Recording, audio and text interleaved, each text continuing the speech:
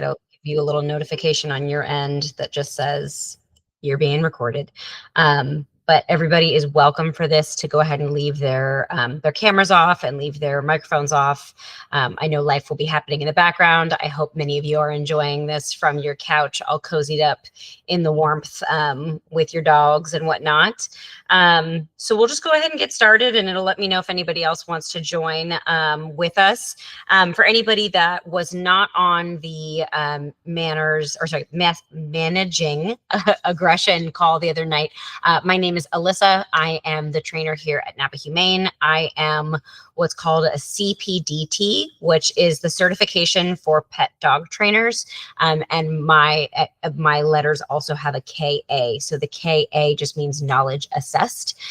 So there are many, many, many certifications in the dog trainer world because this is not a regulated field. There is not a single specific required certification. So my certification is one of those that I am required to have a mentor that has done some training with me.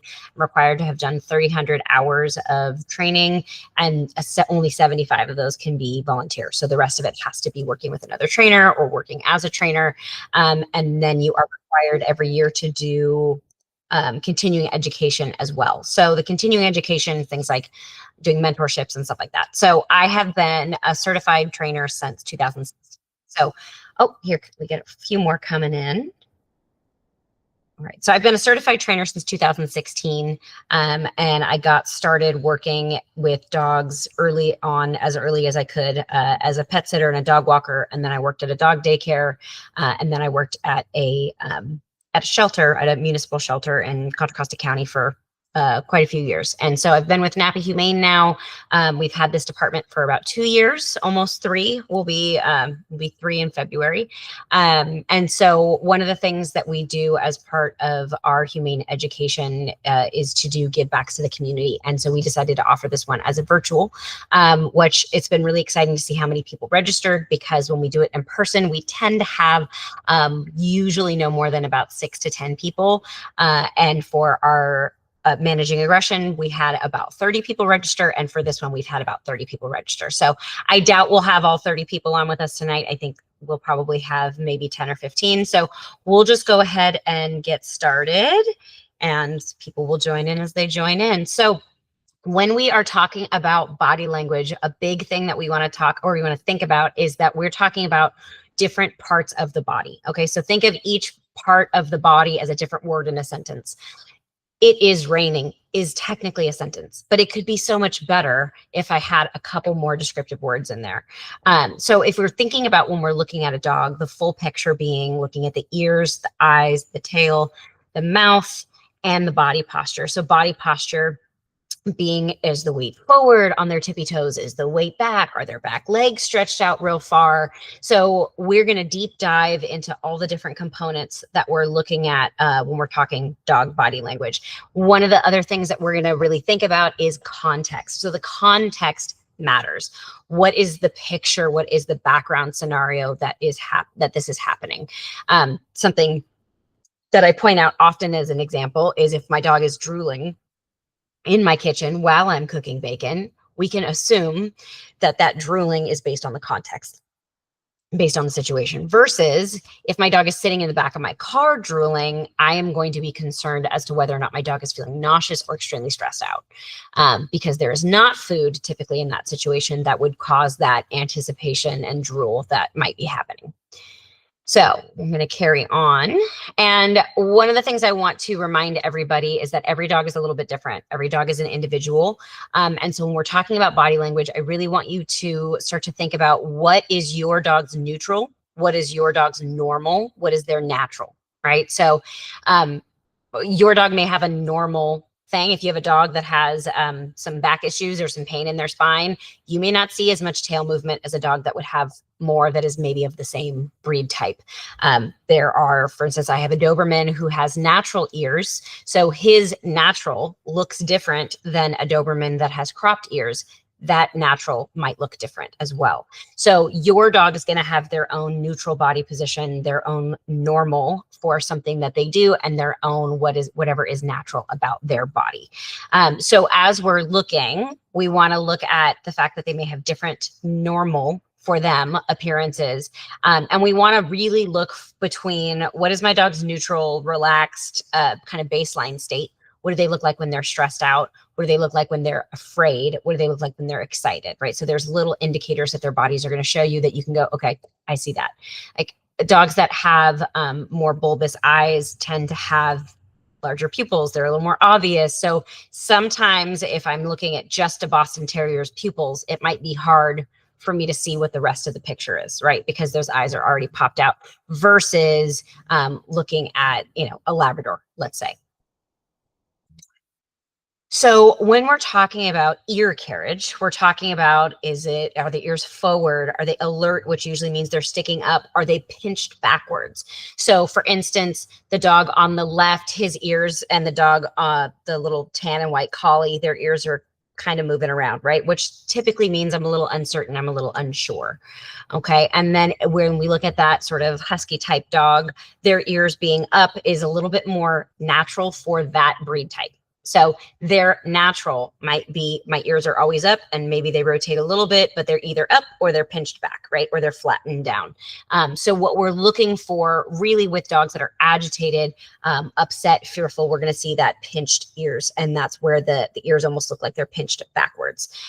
This little guy on the far right with the floppity ears, his might be down and then his forehead is probably a little furrowed. So we're going to see that same alert. Typically, we're going to see other things when we're seeing the dog's body posture. So for instance, when we're talking about the little guy on the far right, not only am I looking at his ears being up and his brows being furrowed, I'm also looking at the fact that his muzzle is being held shut and he's leaned forward, right? So all of those pieces are telling me that that dog is alert.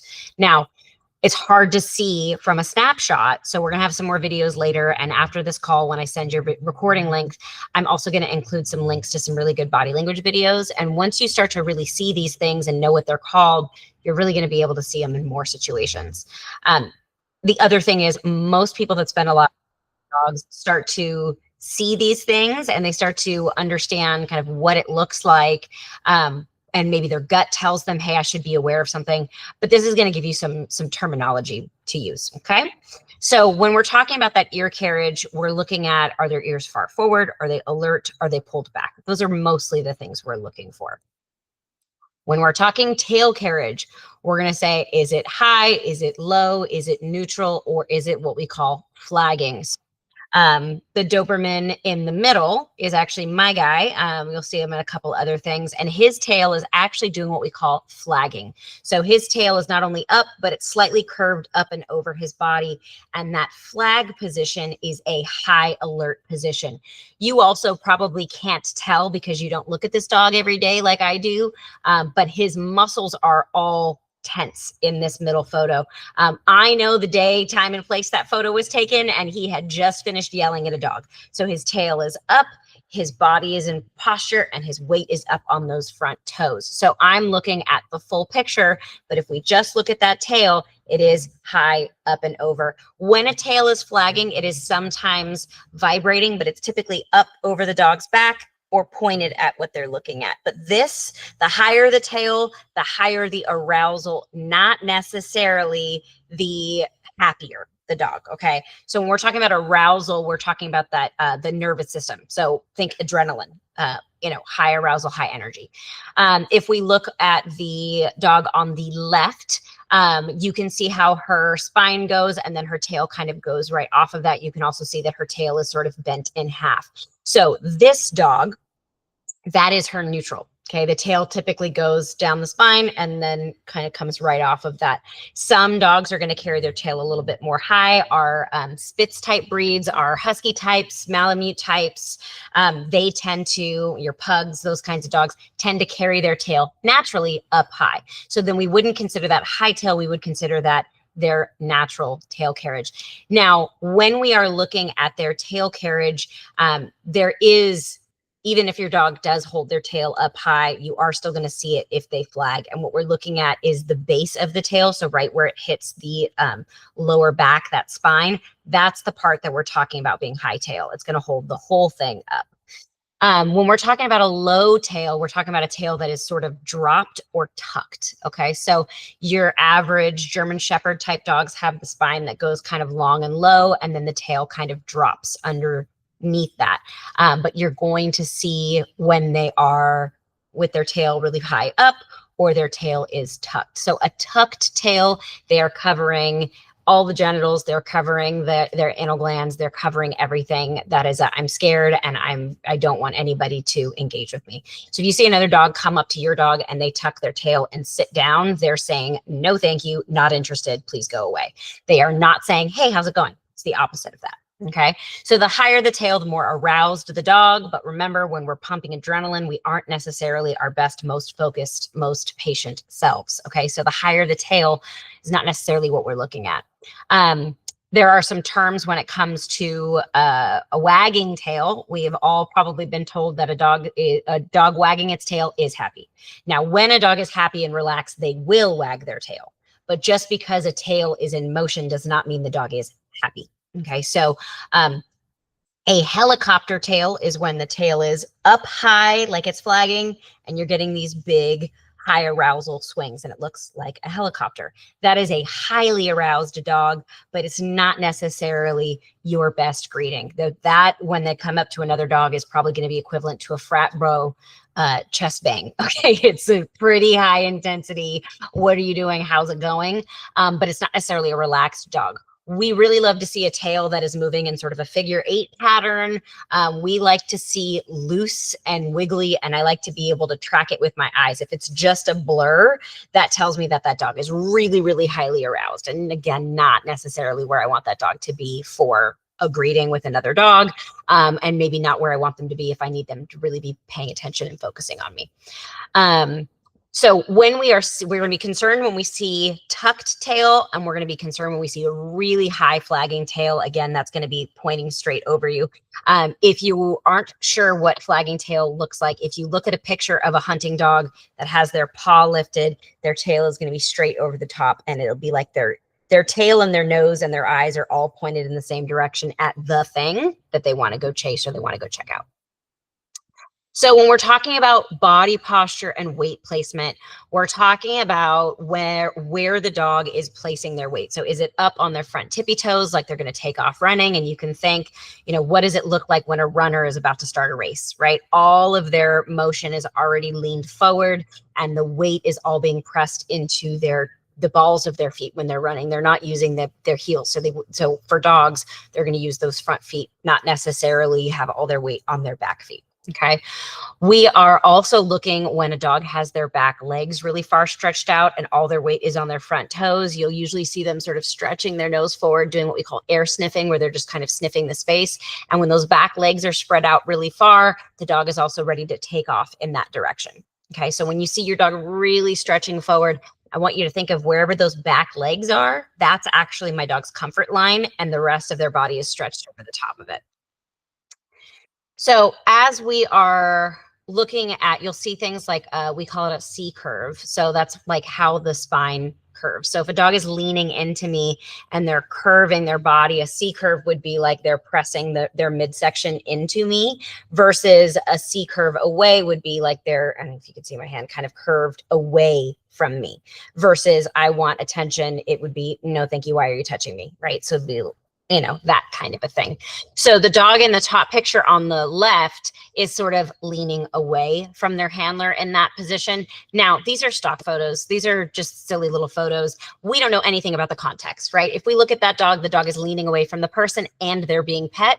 Could it be that they're leaning away from the pet? Maybe, but it also looks like that dog's eye line is focused past their handler and their ears are forward. So maybe they're just actually trying to curve around to see what's going on over there. And it's not necessarily about being touched. It's about trying to see what it is. We don't know because we don't have enough information. The dog in the top right photo, that tail is in that flagging position, probably excited about the food that's in the bowl, we could guess. But you can also see how the weight is really far forward and those back legs are really stretched out. So all of the weight is forward, all of the focus is forward, okay? When we are talking about the dog on the bottom right, we would use the terminology rocking horse gait. So a really excited dog is going to have a rocking horse gait. And that's that ridiculous, silly, goofy gallop where their ears are flopping. You can see this guy's ears are flopping, his tongue is flopping, the tail is just behind him, but everything about him looks ridiculous. It's also a fairly loud run. It's, you know, the thumping feet as they're going. So if you're thinking about a dog trying to be efficient in their movements, this isn't it, right? We're wasting a bunch of calories. We're making a bunch of noise. Anything that I might be hunting knows I'm coming. Versus when a dog is stalking or running with a flat back and they almost look like a lion on the prairie. Okay, that back is going to stay really flat. Their movements are going to be really efficient. They're not doing a whole bunch of extra movement. It's all flat and efficient, and I'm quietly going towards that thing. Usually their body is going to be sort of lowered, but you'll see that their back stays really flat as they're doing that movement. So we love seeing a rocking horse gait. That's a really good sign when we're seeing play. That flat back run is just a bit intense for social interactions. We don't tend to see dogs playing mutually playing chase if the one dog is flat and that dog is really just trying to like catch you and take you down and go, haha, wasn't that fun? And the dog in the front is usually going, no, thank you, I didn't really enjoy that. So when we're seeing chase games where they're playing with each other, we should be seeing a lot of that kind of galloping, rocking horse gait next to each other. A dog that is cowered is going to be a dog that's sort of flattened down to the ground. We're going to see some bend in the elbows. We're going to see bend in the legs. We're also probably going to see them sort of hunched back as they're trying to cower and get as small as possible. So those are things that we might be looking at when we're looking at different kinds of body postures. When we're looking at the eyes, a couple of terms we're going to use are things like soft or almond-shaped eye or squinty eye. Those are the things we want to look for. Those are happy dogs. So the dog on the top right, that little goofy Chihuahua-looking thing, his eyes are super squinty. That is a relaxed, happy dog, right? We want to be seeing squinty eyes. And cats, we also love to see squinty eyes. When we are talking about soft or almond-shaped, we're just kind of talking about that sort of natural shape to their eye. When we are talking about a direct stare, I want you to think of it like a glare. Okay, a direct stare is going to be kind of more of a glare. Oftentimes, they're going to have their head low and their eyes up as they're glaring. And we're looking for how big the pupils are. You're going to see this a little bit more in some other videos, but when we're talking about the pupils being blown or the pupils being large, just like us, they respond to the light in the environment, and they also have a nervous system response when they hit that adrenaline hits, that their pupils are going to get big so they can get in as much information as possible. So for instance, I'm in a very well-lit room. I shouldn't have large pupils. That would be a concern, right? And a concern being, is she okay? Where's her adrenaline at? Or, you know, did she take something, right? We would be concerned about how large someone's pupils are if they're not naturally responding the way they should. With dogs, we're going to see blown pupils a whole lot more often. When they are really overstimulated or playing, if you've been in one of my puppy classes, I call this puppy shark, where they are just a little baby piranha and their head is flailing and their mouth is flailing and their pupils are as big as possible and their tongue's usually hanging out of their mouth. But we also call it whale eye. And so that means that all you can see is pupil and the whites on the edges of the eye. So you can't necessarily see it. So for instance, the two top left photo, so the top left photo and the center photo, you can see the whites on both of those dogs' eyes. And in both of those scenarios, it looks like they're in a fairly well-lit space. Both of those dogs kind of have the same head. They're both kind of a little probably suspicious. We can see closed mouth. We can see one dog has their ears sort of pinched forward and the other dog has their ears sort of pinched back. So again, this is where I want to note, what is my dog's normal? What does it usually look like? The photo of the pitty in the middle on the bottom, I picked because you can see his pupils pretty well in that, but we don't know enough about the situation to really determine whether his pupils are blown more than normal or if that's what they normally are. The dog that is wrapped in the blankie is giving us a little bit more of a direct stare. So not quite a hard stare stare, not quite a glare. His pupils are a normal size, but he's just sort of looking at us going, what's going on? So we don't have enough in that teeny tiny snapshot of just him and the blankies of his body to know what's going on, right?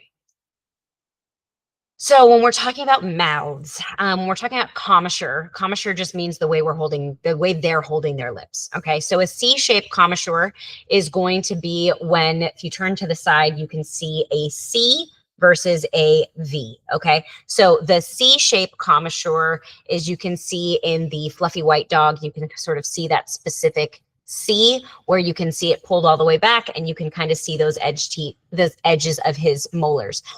Versus that Labrador who's making the best agnostic pucker, which is where they have their mouth in a V on the side.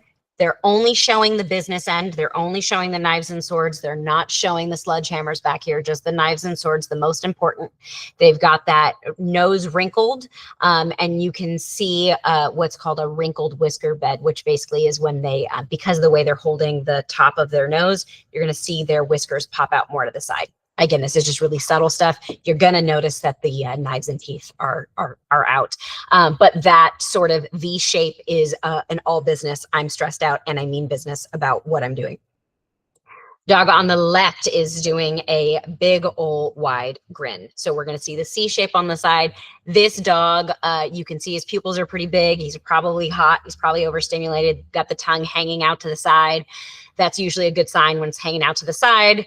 But he is probably a little overstimulated, and that smile can't get much larger than that, right? So that it is not a dog that is about to aggress.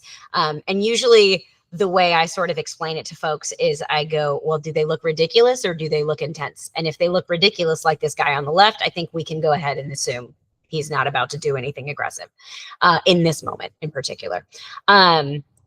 We also look at the dog in the middle on the bottom. That is giving us that same kind of, we're unsure. We saw him in the last one when we were looking at his eyes, but I picked this photo because you can see his mouth is held shut. Okay, so when we're looking at a dog that was panting and their mouth was open and nice, and then they hold it shut, that is something that we are looking at. So they're closing their mouth, so either they aren't breathing as loud so they can hear what's going on, or they're closing their mouth because they're getting tense and they're trying to decide their next movement is. The guy on the far right is doing what we call a submissive grin. And this is rather adorable. This submissive grin is to tell you that they mean you no harm. You sometimes will see this where they'll pull those lips all the way back and it looks like a smile. And you'll sometimes see them pop their front lip up, so you can also see their front teeth. You won't see the top and the bottom. You usually will just see them lift up just that top lip, so you get a little, and then they will be often accompanied by a ridiculous butt wiggle. So you can tell the difference between a snarl and a submissive grin. The snarl is going to be, here's my teeth, I'm holding my breath, or I'm low growling. And the submissive grin is going to be, I'm tipping my head down while I'm lifting my lip up and I'm wiggling my body and I look adorable and non-threatening. And that is what the submissive grin is supposed to say, is I mean you no harm, please don't hurt me. And so it is not something that is confrontational. Okay. All right. If you were in the Managing Aggression webinar, you saw this. This is a lovely scale that we can go up that kind of determines for us where my dog is on that stress scale. So if we look at the bottom, the stress is going to go from low stress to high stress situations. So in the blue, which is going to be my dog's just barely above their baseline, this is going to be some mild fidgeting behaviors, the displacement behaviors. So they're going to be sniffing the ground. And by sniffing the ground, I mean, I ask my dog to sit and all of a sudden they have to sniff the ground and they can't make eye contact. You may also see scratching. So sometimes we see this in sort of decision scenarios. You open a door for the dog to go through and they drop into a sit and they have a scratch real quick. It's not necessarily that they that scratch was so important that they had to stop, but it is usually a displacement situation. So they're trying to displace some anxious energy. The same way we bounce our knee and mess with our hair and chew on our fingers. As we go up to the green, we've got our calming signals. So these are signals that dogs are either using to calm themselves or us or both. Okay, so they're doing it to calm the situation. Yawning, and again, this is a one that context is very important in. If my dog is curled up on the bed, then it is clearly not about my dog being stressed. for the most part. And it is more about the fact that my dog is in the context of sleepy time. So when I am concerned about yawning is out of the context of nap time. We're sitting in the lobby at the vet's office and all of a sudden my dog is yawning a whole bunch. It's probably a calming signal and not that they're tired in that moment when they're stressed out. Lip licking, when a dog is anticipating food, you're going to see a different style of lip licking versus when a dog is stressed. So when the dog is anticipating food, you're going to see them sort of wiping their entire sides of their cheeks. Usually they're trying to clean up the drool off their face versus a lip lick or a tongue flick, which is more slitting their tongue right out the front. Sometimes they'll actually lick the tip of their nose. And so you'll see a dog with kind of a raw tip on the top of their nose because that's where they mess with it. Sort of like people who lick their lips so much that they'll get raw and red on the sides because they're kind of over licking. The dogs will get the same way. There is a move they do called the kiss to dismiss, or that's what we kind of colloquially call it in the dog world. And that is where you might be offering your hand to a dog and they sort of come up and tap you with their tongue and move away versus the big old lick where they're trying to drool all over you. So if you're getting a lot of that touch with the tongue and move away, it's usually a calming signal. Some dogs will get stuck in that loop where they're licking. When they're licking each other, especially each other on the face, it's an appeasement gesture. And an appeasement gesture means I'm trying to appease you so you don't hurt me. And just like we all know folks who apologize too often for just existing in the world and being a human, there are dogs that sometimes continue that appeasement lick as they are fidgeting and are stressed and overstimulated, and they'll either do it to dogs or to people, and often in the face or towards the hands. Dogs getting licked inside the mouth or licked on the face, just like us humans are going to go, that's enough, get out of my face. And so what can happen is the dog gets stuck in a loop where they're going, please don't hurt me, please don't hurt me, please don't hurt me. And the dog goes, that's enough, get out of my face. And they go, wait, please don't hurt me. And they continue to go back to it. So we do want to interrupt excessive appeasement licking towards other dogs. If you're getting lip licking, tongue flicking towards your hands, you can just remove your hands and try to redirect the dog. But it is something to note that the dog is probably showing some signs of stress. And if that behavior is starting to kind of escalate and get more intense with the licking, then it probably tells you that your dog is moving from calming signals up to stress reactions. Okay. So another thing you'll see in calming signals is going to be like lots of this. So looking away, breaking eye contact. Holding eye contact is a human behavior. Dogs don't hold a lot of eye contact in a friendly way. They will glare and stare at each other and hold eye contact in confrontation, but they don't tend to hold a lot of eye contact. So we often will look at our dog and go, you got to be looking at me so I know you can hear me. And we will intensify the eye contact and then they will look away. And what they're doing is, hey, I'm cool. Are you cool? You may also see them turn their whole head away or turn their whole body away. And you may see them sort of move in slow motion. And that's again, all of that is to say, I'm no harm to you. And also please calm down. As we go up to stress reactions, we're going to see more. We've got a longer list of behaviors there. There's just going to be a lot of behavior when our dogs are in that stress reaction state. Panting is something we're going to see a lot of. So our dogs pant to help regulate their temperature of their body. So we're going to see more of that as our dog is out and about. And again, context matters. If I just played fetch with my dog and they're heavy panting, okay, then they're probably hot and they're probably trying to calm themselves down. If we're sitting on the couch together and my dog is heavy panting, that's probably not about being hot and tired. That might be about either that the room is really hot, but more often than not, my dog is stressed about something. You may also see excessive panting and chewing on themselves or licking at themselves as an indicator that they're in pain. So there might be something going on with them, or they're messing with a spot that is bothering them, but that's a vet question, not a trainer question. You will often see their pupils get big, or you will see their pupils get big as they're getting more stressed. We talked about this already. And shaking off adrenaline is really where it just looks like your dog is doing, like they're wet and they're shaking off.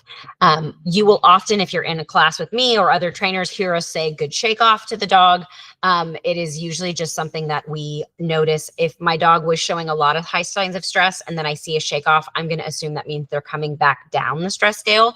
So if we went for a walk and there was a lot of barking and it was a stressful walk and we get back home and then they go drink a whole bunch of water and then they do a shake off, I go, okay, now you're relaxed, right? So when I'm looking at a stressful thing that happened and then I see my dog shake off 10, 15 minutes later, in the back of my mind, I'm going, wow, were you stressed that whole time? Were you holding on to that whole time? Or did you just need a little shake off? Of course, we're just guessing because they can't tell us themselves, not in any terms that we would understand. So shaking off adrenaline is something we want to be mindful of. It's probably something you see pretty often. Sweating paws, you're not necessarily going to see the paws sweat unless you're in a specific area with the right lighting on a tile floor, but they do have sweat glands in their feet. So that is why when a dog gets overheated, what we want to do is cool off their feet, and that's because they have those sweat glands there, so it helps regulate their temperature. If we are seeing a dog trembling and shaking, it's an indicator of stress, but it's not necessarily an indicator of good stress or bad stress. All of the things we're talking about when we say stress reaction is not an indicator of this is good or this is bad. It's just an indicator that there is stress, and we need the rest of the context and the body language to determine whether it's good stress or bad stress. So trembling or shaking, you might see when you're throwing the ball for your dog and they're like, oh, throw it again. You may also see it when something scary happens. So we're looking for that as well. Whale eye, again, that term, you heard it earlier when we talked about eyes, pupils fully blown, whites around the edges. Now, if a dog is going to bite, there will be whale eye. But whale eye doesn't mean a dog is going to aggress. So again, because it's an arousal response, if my dog is stressed out, their pupils are going to get big, right? And if my dog is going to bite, they were stressed out, their pupils were big, right? So it doesn't necessarily confirm that a bite will happen, but if we see a bite, we're going to see that as well. Okay.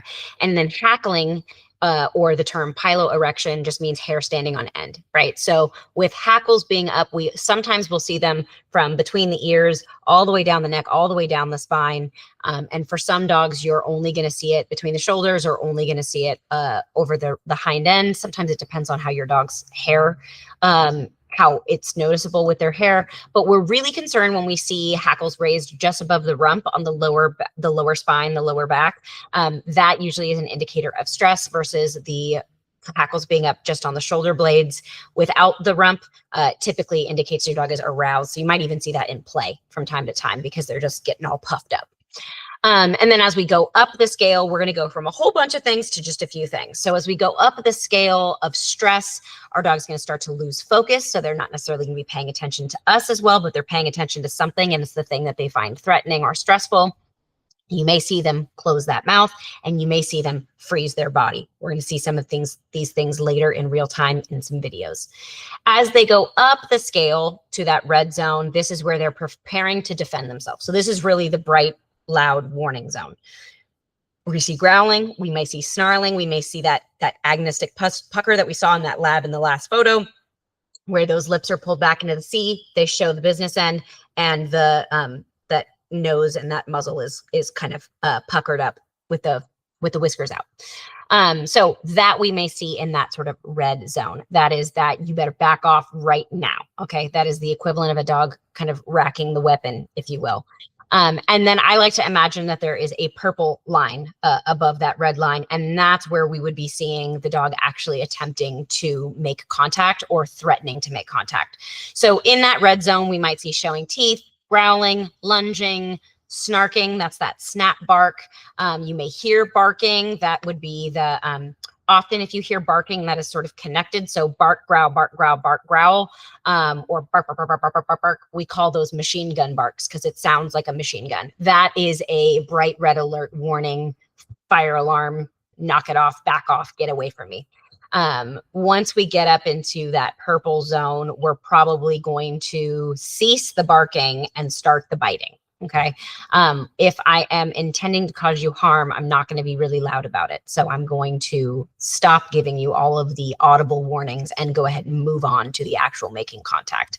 And when we're talking about biting, that initial air snap, we as a trainer, when we're assessing a bite situation or a situation where there has been aggression, the biting starts at the snapping. Now, most of us often don't even start intervening with training until we're getting to the point that we're getting bruised or skin breaks. But really, the biting starts earlier on than that. If we're getting closed mouth muzzle punches, or we're getting open mouth grab and bite and release, and you're getting, red marks or bruising, we do consider that to be a bite, and we do want to address that sooner than later. This little infographic is something from, there's a group called Fear Free Happy Homes, and that's one of the resources I will send. Fear Free Happy Homes has a wonderful YouTube channel. So if you are interested in watching some great kind of animated shorts about body language, about how to make vet visits less stressful, all of these things. It's a wonderful organization that was created by a couple of veterinary behaviorists, so people who specialize in this, to create content. And then if you're somebody that works in shelters or works as a foster, if you work with a nonprofit that works with animals, Fear Free Happy Homes also has a spinoff, which is called Fear Free Shelters. And last I checked, that online education was free. So it's definitely something to look into. If you, again, if you work with shelters, you have to be able to prove that you do. And then that is something that's going to go through these details.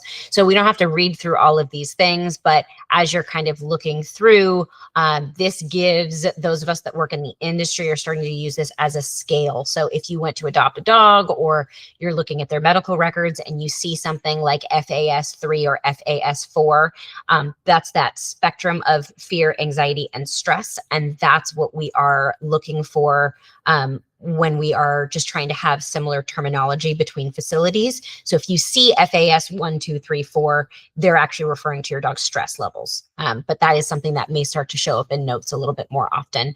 And you can seek out veterinary facilities, groomers, trainers that have the Fear Free certification. And so they are trained in better understanding body language and may assess your dog for that. And they may also have their space set up a little bit differently. For instance, in the Fear Free certified veterinary facilities, there has to be an entrance for cats and an entrance for dogs.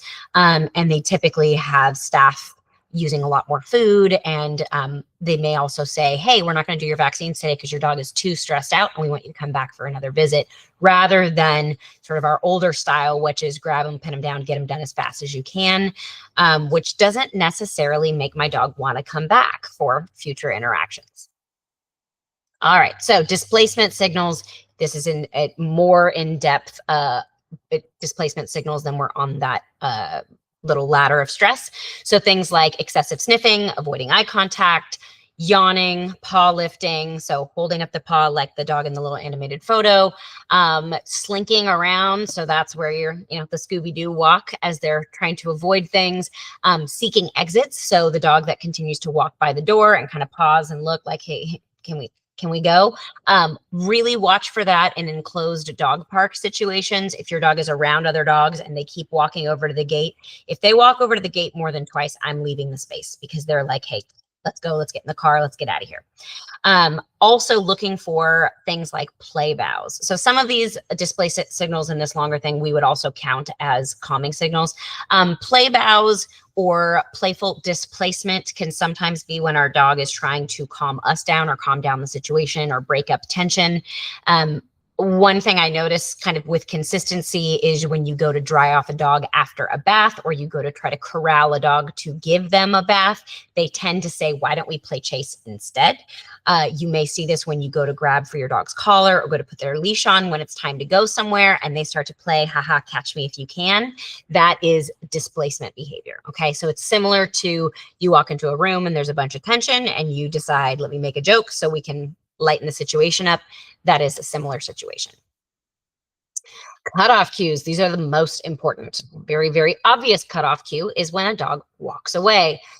If you're getting mouthing, especially if you're starting to notice the level of mouthing is escalating. So if I'm getting a lot of mouthing, for instance, again, I'm trying to put a collar on or a harness on a dog and I'm handling them and they're starting to lick at my hands or mouth my hands, and they're mouthing a little harder, and then they're mouthing and holding, and then they're mouthing and holding and pressing. And there's actually a difference in that level of pressing. Those are all cutoff cues. And it usually starts with the licking, and that's enough, and okay, that's enough, and okay, that's enough, and okay, that's enough. Okay, I don't like that. Sometimes it's a closed mouth muzzle punch. All of that is stop it, knock it off, back off. And you'll also see them do that with other dogs.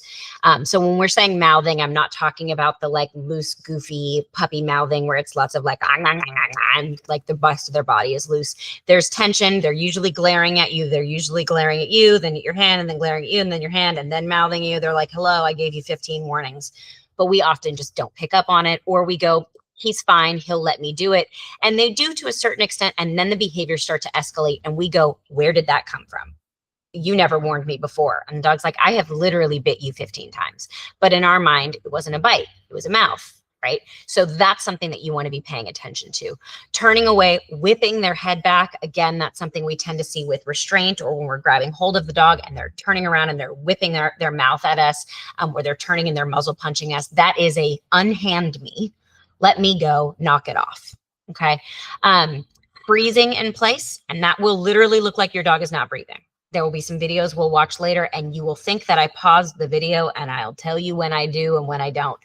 But you can see the freeze and hold. Okay. Usually your dog is going to be direct staring. They will also be whale-eyed. So those pupils will be blown in those situations.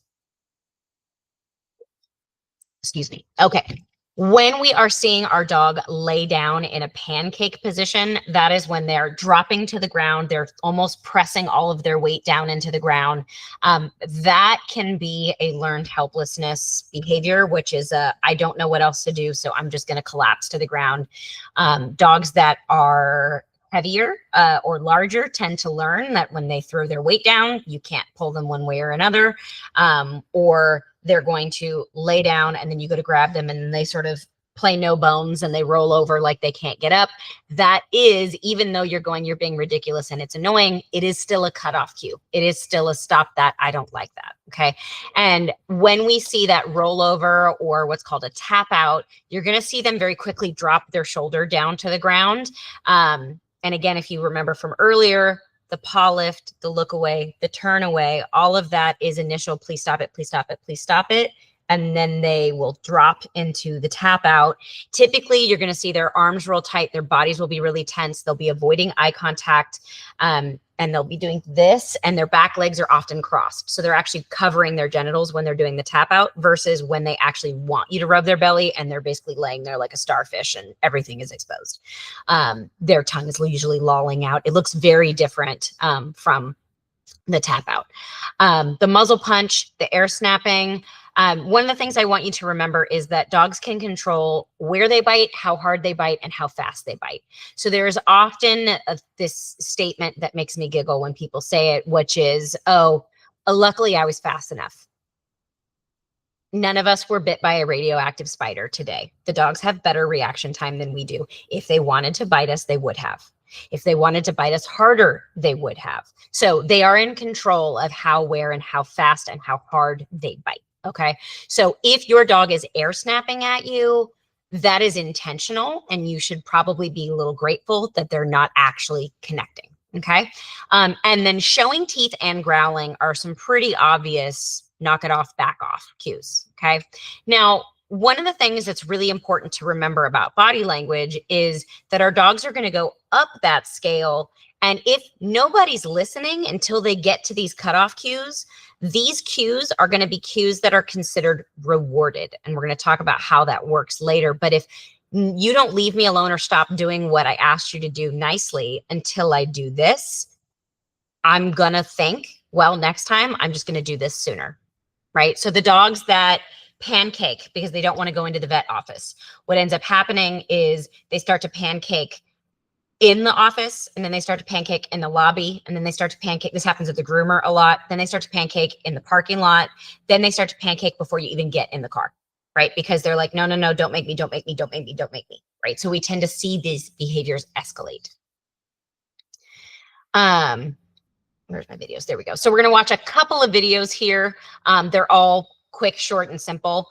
We're going to start with the dog on the left. This is my buddy Ace. He is just a training client of mine that gives wonderful behavior. You can see from the video or from the photo that he's this stoic, glorious, I call him the Greek god of pit bulls, because he's just this muscle-bound man. But you're going to watch this video from our training session the other day. What we're doing is I'm rewarding him when he acknowledges things in the distance. My back is actually to the world, and he's sitting in the back seat of the car. So I'm going to go off of his body language as to what I'm going to reward, and you're going to hear a click. The click we will talk about later, and I will explain why it is later, but the click is going to tell him, good job, here comes the food. And right now, at this stage of training, I'm just rewarding him every time he looks at something he considers scary. So you're just want to point out his body language here for you. See if I can get it to play a video for me. Let's see which one we want to play. Nope. Hold on. Technology is fun. Nope. Come on now. Let's see if I have to play it over here. There we go. Okay.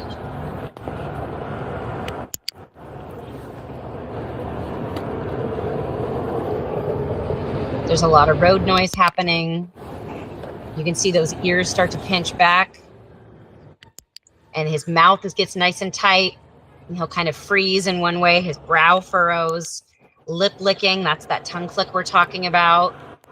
He's displacement sniffing on the ground. Those ears start to pinch back, and that was stress panting. So it all happens really fast. We got another freeze. We got, what's that over there? We got another freeze. And the train started coming, and it was time to close the door and call it a day on that training session. So that training session was 30 seconds. When we're talking about socialization training and exposing your dog to new things, 30 seconds is plenty. He was absolutely done after 30 seconds. The train came by, he ducked his head, and I went to offer him a treat, and he wouldn't take it, so we closed the door and we're done. So we are not learning if we are reacting, if we're panicking, okay? So that's one of the things we're watching for. Now, this dog on the top right, this is an example of shut down, learned helplessness. All this dog is doing is trembling, head down, eyes moving back and forth. He is heavy panting right now, but his mouth is closed. He's trying to act like he doesn't exist. That is a dog who had a panic response in the shelter and basically he had pooped his pants because he got really scared.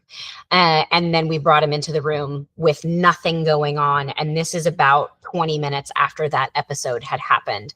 And he was just having a really hard time in shelter. We got him out of the shelter pretty immediately after that episode. And this dog here is a great example of being really conflicted. So there's lots of stress signals happening. There's that play bow. We've got a ridiculous tail wag. There's the submissive grin, lots of side to side motion. And she wants to interact with people, but she's really nervous about leaving the kennel, which is why she's wearing the harness so that we didn't have to put the leash on her. But you can see she's trying to get close to me. As soon as that leash shows up, she's like, oh my gosh, please don't make me do it. So you can see the avoidance. You can see then she'll come forward. Sorry, this was a horrible filming. But you can see that wagging, and a lot of people will just go, oh, she's so happy. And so me kneeling down in the kennel, and then she definitely wants a lot of attention. So we basically just changed to, how about I come in and we'll cuddle and I'll put the leash on. And as soon as I put the leash on her, she starts avoiding me completely. And then she comes back and that's the pancake behavior. I just pet her and she went, no, please don't pet me. Just take this thing off of me. So this is me in 2017. I would have changed the way I did this. Now I would not have gone in and put the leash, because if you notice, she stopped offering the same amount of body language once that leash went on. I'm getting lots of lip licking. I'm getting lots of avoidance behaviors. This dog is getting closer to panic. So I would change the way I did that in the future. But you live and you learn. And now that I'm better and better at videos, this is also part of the reason that I really recommend videoing things when you're unsure about what you're seeing. These couple of videos are about body language during resource guarding, which is something that I just want you guys to be aware of. When we are seeing the freezing over the bowl, or we're seeing things, we now note those. These are older videos. These are like 2016, 2017. Most facilities no longer do their food bowl assessments this way. I'll say I haven't done it this way in years. The way I was initially required to do it was to pet the dog while they were eating, pet their body, pet their head, pet their cheek, push their head out of the bowl multiple times, and then pull the bowl away from them. What we know now, what we know now when we're doing food bowl assessments is that we are sometimes creating a resource guarding situation rather than understanding when a dog is telling us no thank you. So we're going to watch one video where the dog is being incredibly tolerant, just an absolute saint to tolerate me doing these things. I'm going to turn the sound off because it doesn't matter. We use an Acessa hand, so it's a fake hand. So again, this is the body petting, the face petting. The dog is continuing to eat at the same pace. Again, this is an older phone. He's going, what are you doing? So his body is moving away, or her body is moving away from me. I pet her again. She's like, what, can I just eat this in peace, please? And again, this was part of the requirement. And she was reported to have potentially food guarded in her kennel, which is why I am essentially trying to see if she will guard. Obviously, I didn't see it, but can you see the stress panting? Can you see the avoidance? Again, this is not the way we recommend it before, but when we had a dog that was reported as a resource guarder, the instructions to us as the behavior team was to push until you got the breaking point. Now, the way we recommend it is put the food down, give them the food, and see if they're uncomfortable about it. If they are eating really fast or they're uncomfortable, you're going to see different things. This next video is going to show you exactly what I'm talking about. So this guy is frozen. He moves his body between me and the food. His tail is down and tucked. I go to pet his back and listen. Pretty clear, right? But he wagged his tail. The tail doesn't matter. Look at the rest of his body, right? His body freezed. He gave a little bark into the bowl. Now this, I'm not going to push for any more petting because I don't need to see any more petting. He starts eating faster. I'm just moving around him. And again, he's going to reposition himself between me and the food. And then he's going to give me a little glare. And yeah, there was a little wag at the end of it. None of that was friendly behavior. He was threatened by me. Resource guarding is a great sign of a dog lacking confidence in specific situations. That dog is concerned about you being near his food. He's potentially concerned about someone taking the food. It doesn't really matter why, but we know going forward that dog needs to be worked with. Now, a lot of people would go, that is an aggressive dog. What I would say is that is a dog with the potential to get aggressive, but he is highly skilled at communicating. He gave a lot of warning signals. He gave me a lot of, please stop that, back off, get away from me, go away. And so that's a dog that you can work with because there's all kinds of warning signs and he doesn't initially start or immediately start to aggress.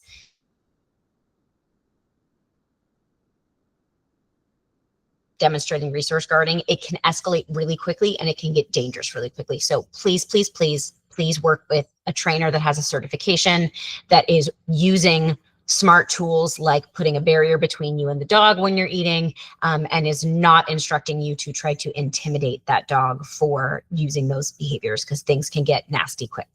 Okay, that dog's not doing that for fun. That wasn't enjoyable for him. Okay. All right. So moving on. We're going to watch a little video on using how we can help our dogs use the opportunity to make choices.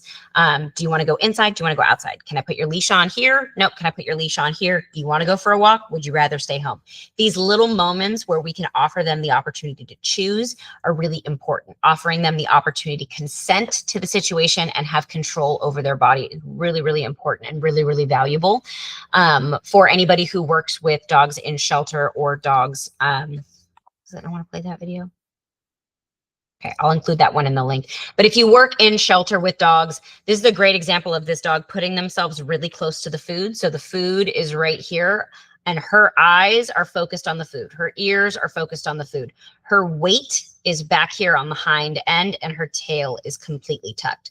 This dog is here for the food. But what happens when they're this close is we stick our hands out to touch them because we assume they want a pet. Now, in this dog's instance, she ducks away from the hand and backs up, and then she comes right back and looks, give me the food. Okay. So while the video won't play, this is a perfect snapshot of a dog saying, I am not comfortable with that, but I'll take that. Okay.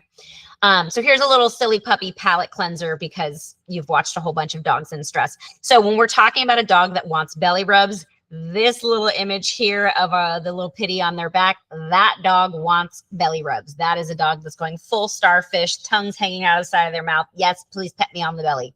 Now, as a dog professional, I tend to recommend against petting on the belly.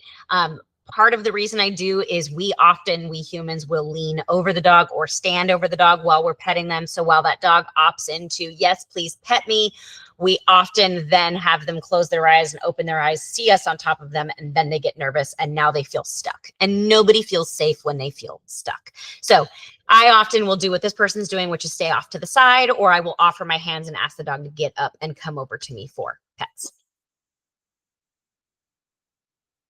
All right. So when we're talking about meeting dogs, we talked earlier about staring does not make anybody our friend.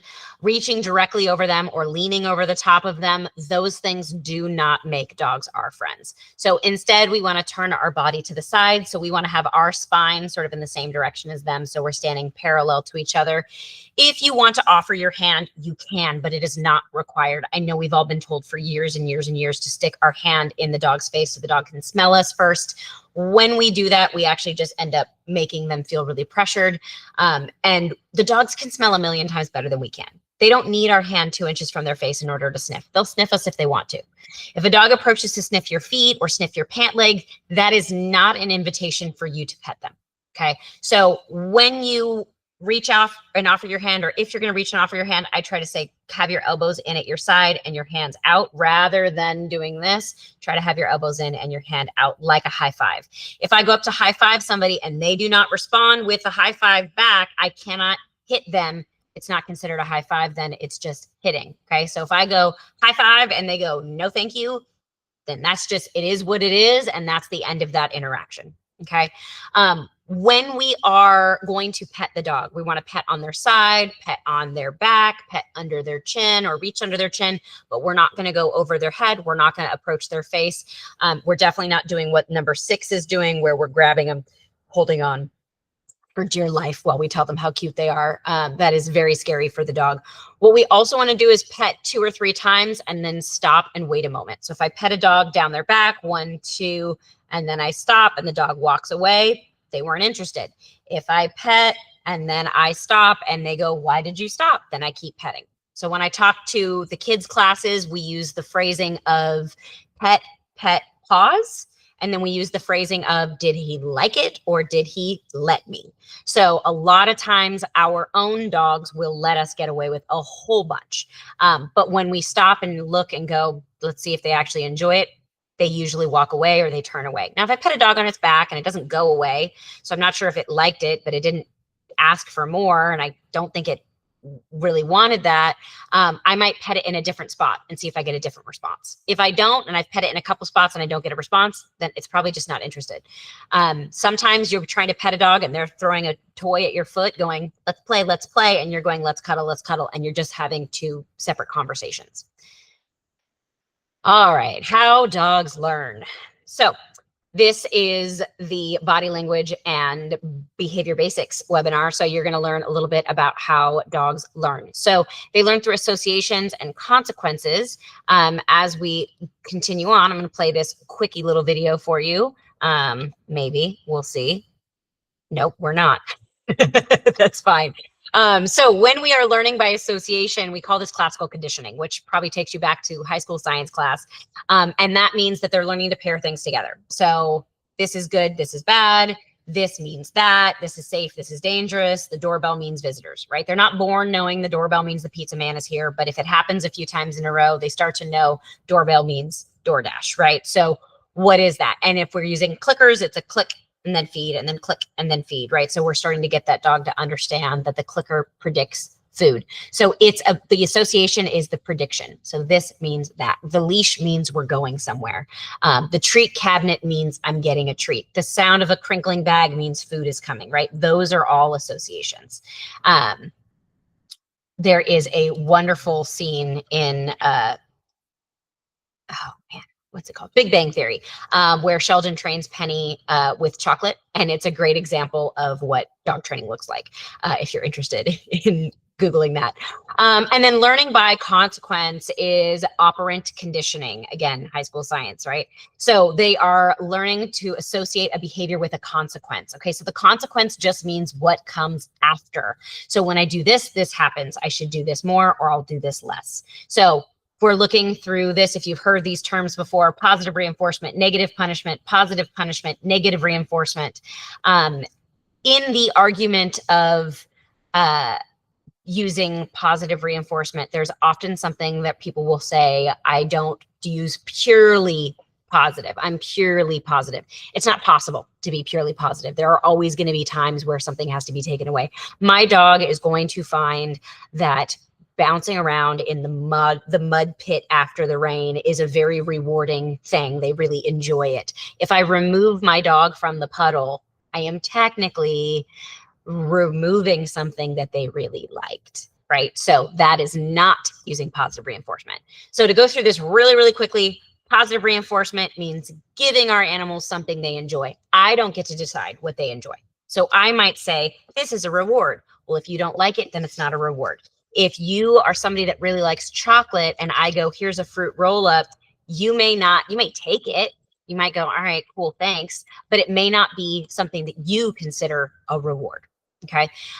So if I am giving the dog something, we're talking about something that they are born enjoying. So they are born enjoying food, water, the ability to reproduce, which we're not going to give our dogs as a reward, and interacting with other animals might be something that your animal finds rewarding. Depends on the animal that you're working with, depends on the species you're working with. Negative punishment means we're removing something that my dog liked. So we call it punishment because it's something our animal doesn't like and it's going to happen less. So negative punishment means I took something away. Negative is the removal. I took something away that my dog liked. Therefore, I punished that behavior so that behavior will happen less. Okay. So if I gave my dog a bone when they did something, but then I took it away, then I did positive reinforcement, negative punishment. So we confuse our dogs all of the time. Positive punishment is when we give our dog something nasty, when we yell at them, when we throw things, when we make a loud noise, when we clap our hands really loudly, something that is intended to be something that they find uncomfortable or unpleasant or scary, and we've added it. So the positive is the adding it. And then again, because they don't like that consequence, that behavior is going to happen less. So that is called positive punishment, which can be really confusing to most people because the word positive is in there. And then when we're talking negative reinforcement, we're talking about removing something that they didn't like. So negative, removing, reinforcement being the behavior is likely to increase. So when something scary happens, that's that positive punishment. And when the scary thing goes away, that's that negative reinforcement. And that is how your prong collar or your choke chain works. It adds the punishment when they're pulling or when you give the correction, and then it is supposed to release, which would give the negative reinforcement. Okay. So addition of something scary, removal of something scary. Moving on, what's the function? So all behavior has a function, okay? The function is often to decrease or increase the distance between them and that thing. Or the function is, it's fun. So this is my dog Cardi rolling around in the grass. They like it, it's stinky, it feels good, it's nice and cold. The function of that is she just straight up enjoys it, okay? Also the function being that she wants to smell like the Gradle outdoors. Okay. When we are trying to determine the function of something, do you want to get closer? Do you want to get further away? It can often help when we as a trainer are trying to determine, well, what does your dog find rewarding? Okay. If my dog keeps trying to drag me towards the water, does the dog actually want to get in the water? And if they want to get in the water, most likely, then we could use that as a reward. Okay. All right. So popular ways to train. Using a marker signal. Now, most of you, if you've ever seen a dolphin or whale show, a bird show, anything like that, you've seen someone use a whistle. Now, the whistle, the clicker, or just our words are considered a reward marker, a marker signal, or a bridge signal. And what all that fancy terminology means is that it bridges the time between when my dog does the correct thing and I can get the reward to them. Okay. So if I'm working with a dolphin, I cannot give Flipper his sardine at the precise moment that he's 6 feet out of the water when I tell him to. But what I can do is blow a whistle, toss a sardine, blow a whistle, toss a sardine, blow a whistle, toss a sardine, blow a whistle, toss a sardine. Do that 100 times and he's going to start to figure out that that whistle means a sardine is coming.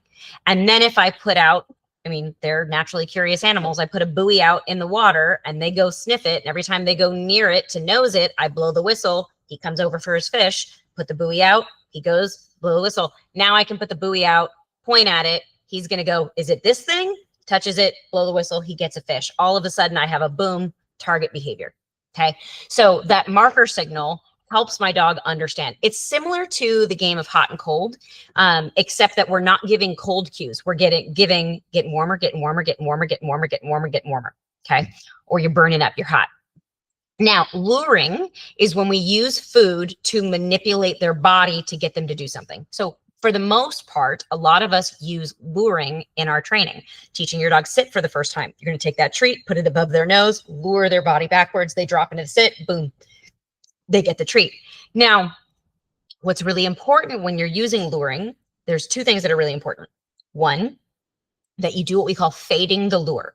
So if you've been in one of my training classes, you'll see that the first week we start using the luring, and then the next week I ask you to start doing it without the food in your hand, do the exact same hand motion, and then feed the dog. What we're doing is taking the lure, removing the lure from your hand, and now creating a hand signal. Okay, so that's really important because when we're using the lure and the dog is smelling the food, they're focusing on the smell, right? Their eyes and their ears are all, and their nose is all focused on the one thing. Once we remove the lure from our hand, now we have a hand signal. Once we have a hand signal, now I can give the dog a audible signal like sit, hand signal, right? But if I'm saying sit while I'm shoving a piece of treat in my dog's nose, they're not listening to me. They're just smelling that treat, right? And then I get rid of the treat and I go sit, and my dog doesn't know it. And we go, this is why you don't use food, right? Usually what it is that the treat is blocking the rest of what you're saying. So we want to do it piece by piece. Start with the lure, fade the lure to the hand signal, then add in the audible cue if that's something you want to do. Now, the other thing that's really important to know about luring is if we use it like a bribe, our dog will stop using it. Okay, so when we are training and something scary happens, for instance, I go to clip my dog's harness and it hurts. If every time I go to put the harness on, I go, here's a treat, clip, and it hurts. Here's a treat, clip, and it hurts. What's going to happen is that I'm actually going to poison the treat. So if anybody that's had to give medication to a dog or a child has probably had this situation happen where you're like, ooh, look, here's some canned food. And then they eat the pill and then you here's some canned food. You do that 2 or 3 times and now the dog won't even approach the spoon. And then you go, how about in the cheese? And the cheese works once or twice and then they won't do it. And then you go, how about in this piece of ham? And they're like, I don't trust you, right? Because you've accidentally poisoned. Every time I give you something, it tastes yucky. Every time I give you this chicken treat, I drag you into the vet. Every time I grab the leash, make you get in the car where you get car sick, right? So unfortunately, when we're using luring, we can poison the experience. So what we want to do is if we're going to do something scary or something scary is going to happen, it needs to be the scary thing predicts the food, scary thing predicts the food, scary thing predicts the food, so that the scary thing becomes, oh, it's that thing rather than it's that thing, right? So we need to change that emotional response to that thing that is triggering our dog somehow. Okay, marking is when we are going to, sorry, luring, that should say capturing instead of marking, but I clearly didn't have enough coffee in me. So capturing is when we catch the moment our dog happens to do the right thing. So if I want to teach a dog to go to a bed, I can do it a couple of ways. I can toss a treat on the dog's bed, or I can move the dog onto the bed using the treat and continually do that. If I want to capture the moment the dog does it, I will make a really cozy bed, only one bed, and then the dog happens to lay on it and I go, good job, and I give him a cookie. So capturing is sort of waiting for it to happen and rewarding. Now, sometimes we'll set up the environment so that it's very likely that that behavior will happen.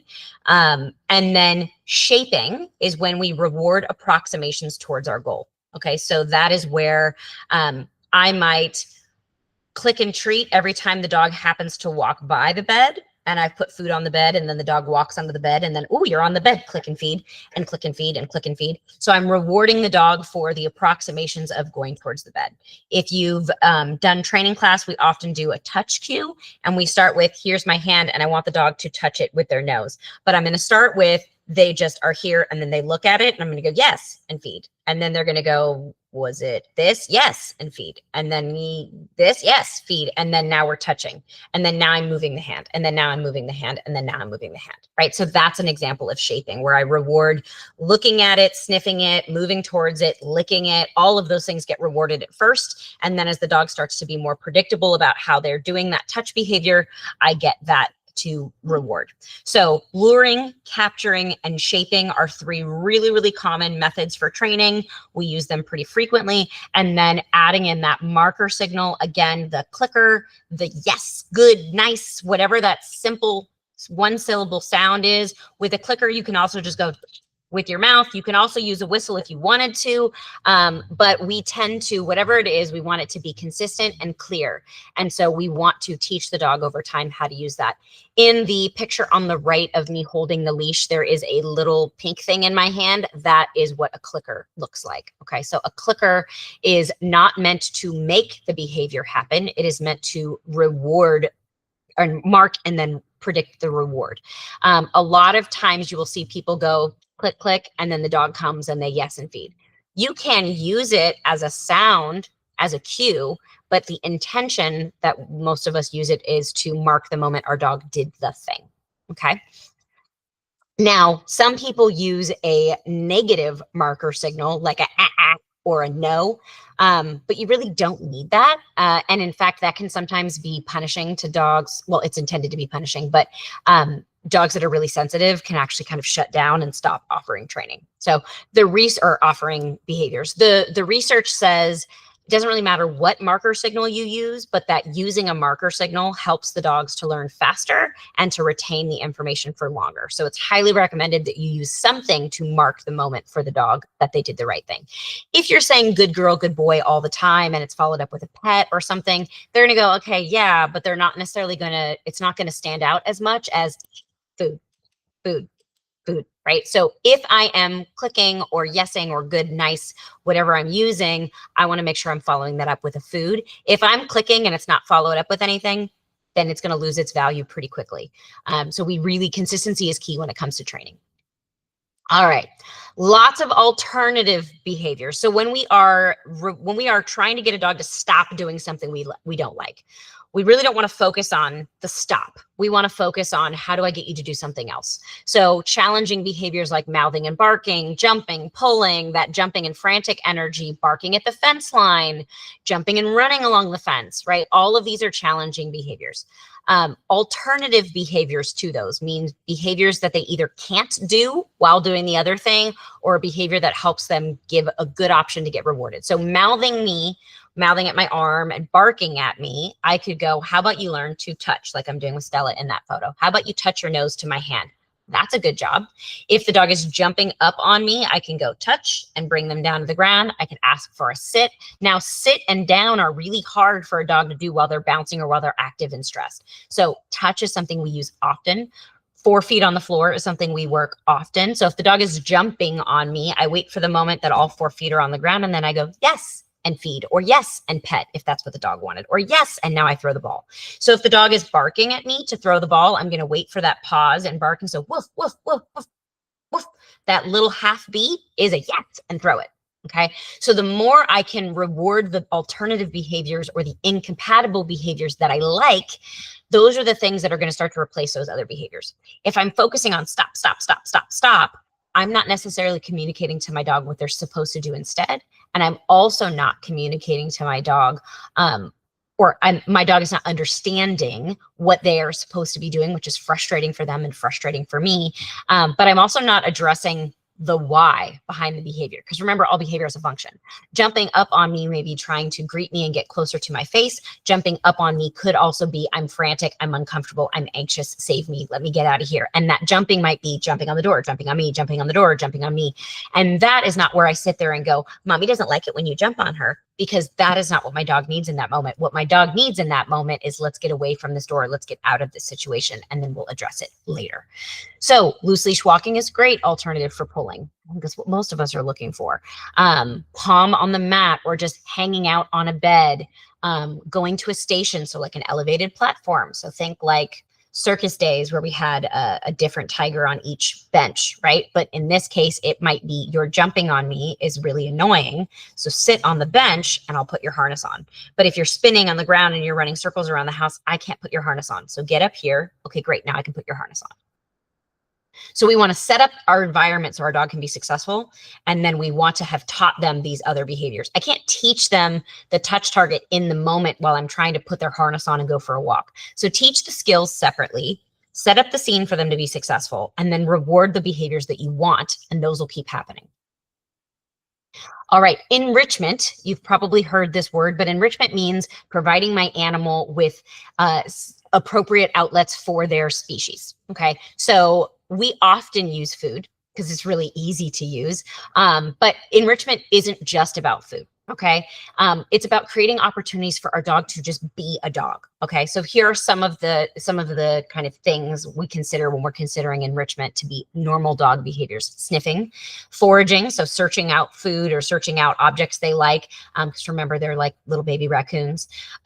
Licking things, chewing, shredding, chasing, digging, problem solving and learning, so that's training, and then interacting with dogs and interacting with people. Now, I don't get to decide which of these things are enriching for my dog. So for instance, I really enjoy watching TV at the end of the night, but I really like my silly action shows or my silly crime dramas. I don't want to sit there and watch political documentaries. That is going to make me just want to pull my hair out. So if you said, I have planned enrichment for you, and it is this, that's not what I want to do, right? So we need to be paying attention to our dog. If my dog is showing more anxiety while they're doing this enrichment behavior or this enrichment activity that I set up for them, then it's clearly not enjoyable for them. Am I getting more arousal? Am I getting less arousal? Am I getting a chaotic dog afterwards? Am I getting a relaxed dog afterwards? That's what we want to be looking for. So here are just some random examples of enrichment. So the picture up here at the top, this is a dog shredding his ball. This is Kylo enjoying shredding his ball. Now, I bought that ball because I thought maybe we would play with it and he could play fetch, but he clearly said shredding is better. So shredding, chewing, and licking are great stress relieving behaviors. So I do those a lot for our high arousal dogs.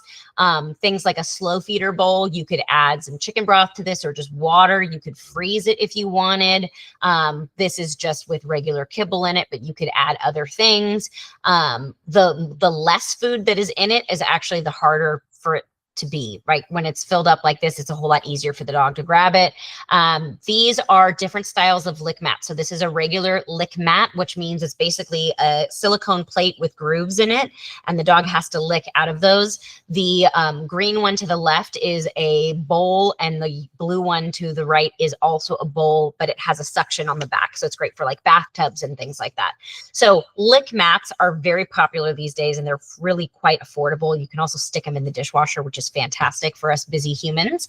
And then the top right, this is a snuffle mat. So it basically looks like a shag carpet with fleece, and you're sprinkling their food in there and they're sniffing around to get to it. Now, most of us have nature's snuffle mat, which is grass or dirt or wood chips, which you can absolutely sprinkle your dog's food in. Pick something that your dog is not going to eat excessively. For instance, my guy is known to eat fleece, so he doesn't get snuffle mats, he gets snuffle in the grass. So I just use the natural turf that's in my yard and I sprinkle out the kibble, and he can pick it out all of the kibbles that way. This guy on the bottom right, I believe that's Banjo from Napa County Animal Services. I think he's still there, or he was just transferred out. And he is enriching himself with a squishy toy that he's throwing around. This guy over here is too young to go out for a walk, but he needs the socialization. So he's not fully vaccinated. He can't go walk on the city streets. So instead, we set him up with a wagon. He's tethered to the wagon. He's got it tethered to his harness, so he's not pulling on his neck if we stop. And then he's getting rewarded for watching the world go by. If you have a senior dog, I highly recommend a wagon or the really cool dog wheelchairs. They're a fantastic way to take your dog out into the world, even if they're not physically able to get up and move around. This photo of the two dogs, I promise that they're both tethered, but clearly Stella's tether was a little too long, and we were parked when they were cuddling like this. But going for a car ride can be a great form of enrichment. There's nothing wrong with just going to the drive-thru, letting your dog smell new things. For these girls, we often would drive to a different neighborhood park. We would do like a 15-minute walk at the new park, and then we would pop in the car, and that was plenty enrichment for them for that opportunity to just get out and sniff different areas. They also really enjoyed napping in the car. So the bottom left is going to be just, this is a random assortment of stuff I had in my enrichment cabinet. So I was using tapioca flour or coconut flour when I was making dog treats. You want to make sure that if you're using a peanut butter, that you're getting something that doesn't have added sugar, no xylitol in it. So something that's nice and natural. And then I will often go with baby food. So things like banana baby food, or I think this is, one is pumpkin and one is sweet potato. Applesauce, again, no added sugar. This is canned tuna. Canned chicken works well as well. And often you can just utilize stuff that you were going to use for cooking anyway. If I'm making tuna sandwiches, I don't have a need for that tuna juice, but it makes great ice cubes. You can add tapioca flour to it so it thickens a little bit. Maybe you add it to some applesauce and they can have some fishy applesauce. You want to be mindful of all the extra stuff you're giving them. You shouldn't be giving them anything that's unhealthy for them. You know, Google is free. It's easy. Just figure out what your dog can have or can't have. But if your dog has special dietary things, you can do things like dice up banana pieces and throw them in the freezer. You can do, I saw a really cool one the other day, which was somebody soaked the broccoli stalks in chicken broth and then stuck them in the freezer and then gave them to their dog. So these kinds of things can be really great. Again, chewing, licking, shredding, those are great stress relievers. If you're dealing with a teething dog, you definitely want to be doing a lot of those things. But if you're noticing your dog keeps getting themselves into trouble, it will usually tell, the trouble they're getting into will usually tell you what they need more of. So my guy Kylo is known for chewing and shredding blankets. So shredding is something he really needs. So I like to save him my Amazon boxes and the paper inside, and he'll shred it and get toys out of. He is also known as a prolific counter surfer and trash can goblin. So foraging activities are really necessary for him. So we do a lot of snuffling.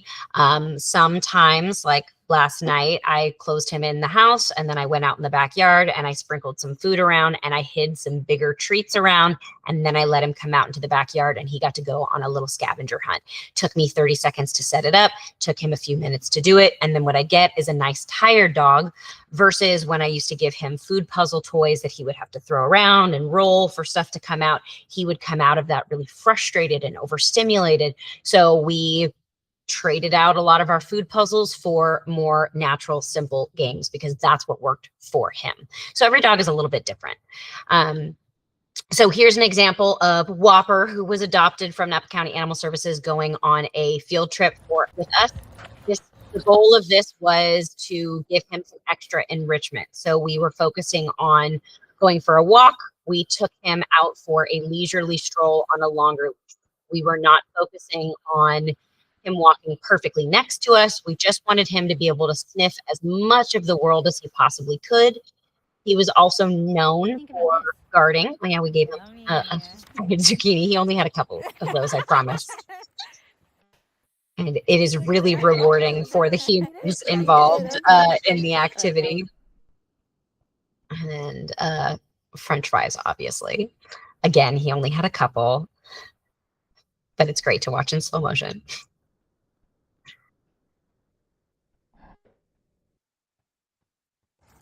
And there was a squirrel that kept coming near him. So I'm stepping on his leash so he doesn't pull me off the ground. But what we're doing is pairing squirrel, French fry, squirrel, French fry. So we're taking a really high value piece. And he wasn't quite eating unless I stuck him in his mouth. And then he started to move away. So we'll do the same thing later with a dog and regular treats. And he just went, okay, I'm done. But that squirrel just really, really was comfortable. So this video is a little bit sped up, but the whole goal was let's go, let's sniff some new things, let's check out new spaces. And we switched to the French fries because when he got out in the world, he was a little overstimulated and didn't really care about the regular food. And again, he has since been adopted, but these kinds of things can be really fun little outings for the dogs at the shelter, but they can also just be fun outings for our dogs at home. So nothing wrong with doing a little enrichment thing. All right, so dog-dog interactions obviously are something I mentioned as a potentially enriching activity. And again, this is not every single dog's cup of tea, okay? For some dogs, this is really stressful. For some humans, this is really stressful. So you can always opt. You've got a whole bunch of options there. Notice that leash walking wasn't necessarily something I highly recommended. It is something that I think all dogs should have the opportunity to do, but it's not always perfect for the dog or for the human. So appropriate dog interaction should be short and sweet, and they should be respectful. They should be sideways. There should be curved approaches, not direct head-on approaches. And they will also include some of those calming signals, some of those displacement signals. There might be cutoff signals, because again, that is just healthy interaction to communicate. Excuse me. And then we should also see natural break taking. So they should be playing and then take a break, and maybe they go get water together, but we should see breaks without physical contact. Okay. So this is a video. I'm going to play it twice, and I'm going to not talk while I'm presenting it because you will hear me in the background. These are a couple of puppies. So I'm going to play it twice because once as you watch through, you'll see the words. And then once you can listen in and kind of really watch and see what's going on. So I would recommend reading through it the first time and then watching it the second time for listening. And this is just two dogs interacting. These are talking about the different ways that we can do interactions.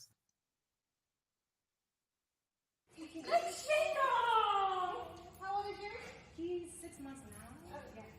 Oh, Raider, you want to? Oh my gosh, you're out of control. Are you? Oh, he's like, did you see that, Mom? So then you just stay on the edge. Let him call you.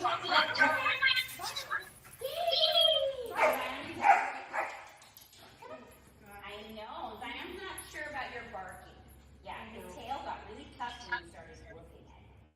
So then now you're going to really see if Zion wants to go back over there. He can't. But if he doesn't initiate going back over there, yes, then we don't, right? But this way, both dogs participate. Yay! So great! Yes. Boy, you are. He's like, nice, very nice. Yay! And we did see Evan's tackles went up on his butt and his back. So on the butt is like I'm threatened, on the back is I'm just trying to get bigger. Okay. So we're just going to watch for that. Okay. Nothing else about his body language said he felt threatened, but his butt hackles did go up. Okay. So, and then he's coming back in, so keep curving. Good job, boys. And then they took a break, and we carry on. And if he doesn't approach, they don't have to say hi. There you go. And then keep spinning. There we go. Happy carousel. That's nice. That's nice. Oh my goodness. You're going to make people dizzy, you guys. Okay, boys. Hi. Can we stop so that it makes life easier? Here we go. Oh, Raider, I don't know who you are. What do you call Raider? Raider. Raider, touch. Raider. Yay! Good boy. The second you get a half ounce of eye contact, throw a party. Okay. Especially when the other dog is the most exciting thing in the room. He's gonna smush you because that's how he plays. I know. You're I know I'm sure he's confused. We had so many different videos. All right, so I'm going to replay that. So when we are doing interactions first with puppies, we want to use the barriers so that they can approach and avoid if they want to. So go ahead and watch this one through again and see if you don't see different things the second time around. Oh my gosh, you're out of control. Are you? Oh. He's like, did you see that, Mom? I did. So then you just stay on the edge. Go ahead and call you back.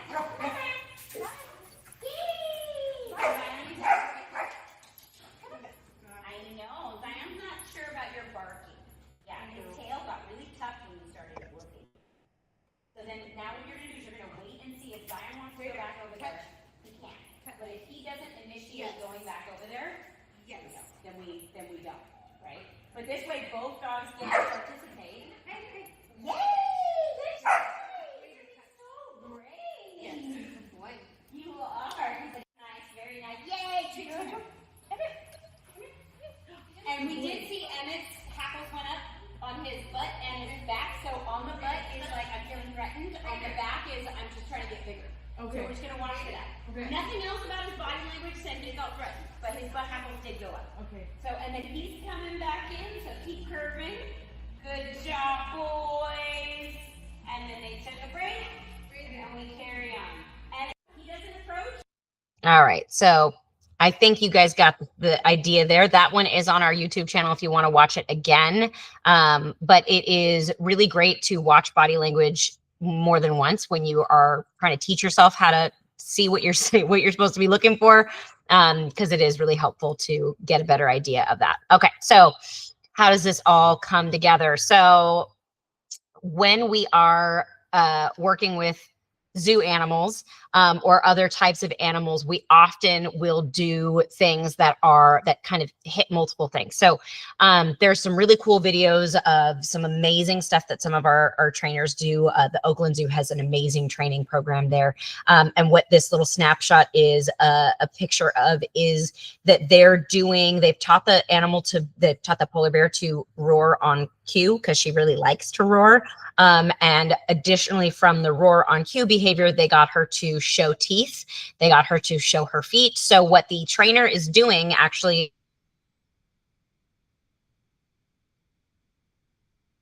while she's doing it. So by asking the animal to show teeth, we can see and make sure that the teeth are healthy and everything is fine. And then by having her show each foot, and she'll actually put her claws up on so that the trainer can touch each claw.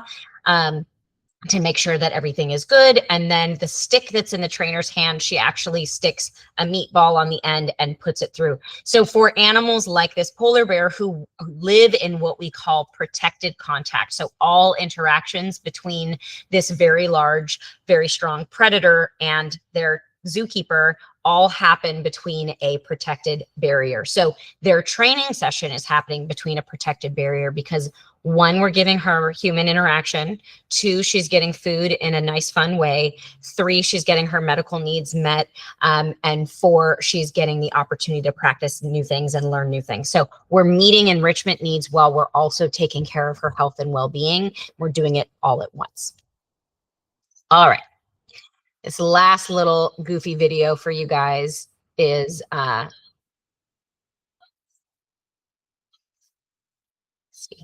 you know what? I just realized it's not playing on the right thing for you guys. So hold on.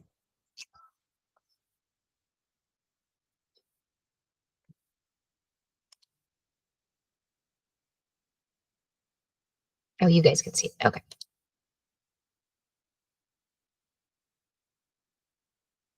I have too many screens open, you guys.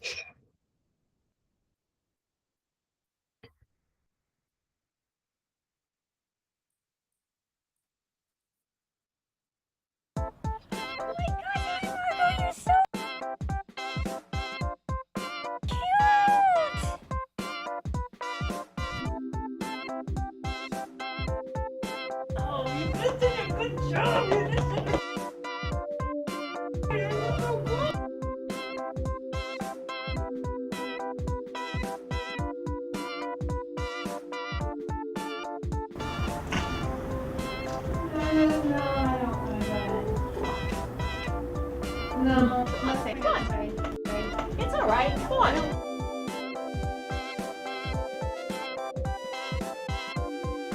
Hey, Margot.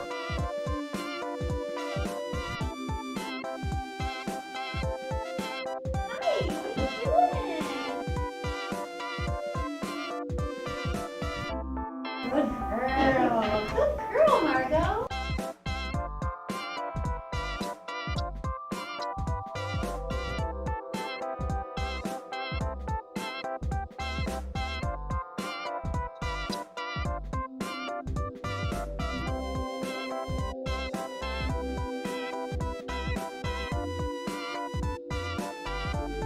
Are you taking a nap, little puppy? Oh, look how cute you are. You're so tired.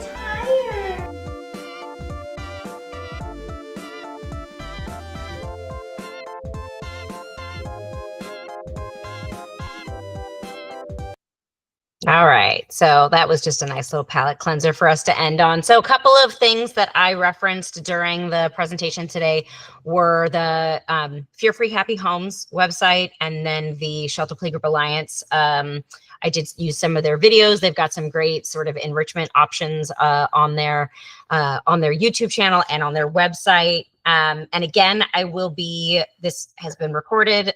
I believe we solved our audio issue. So I will be sending out the link to this to everybody that registered for this tonight. And I will include some video links and some other things that we watched or that I referenced, because I think watching more body language videos can be really, really helpful.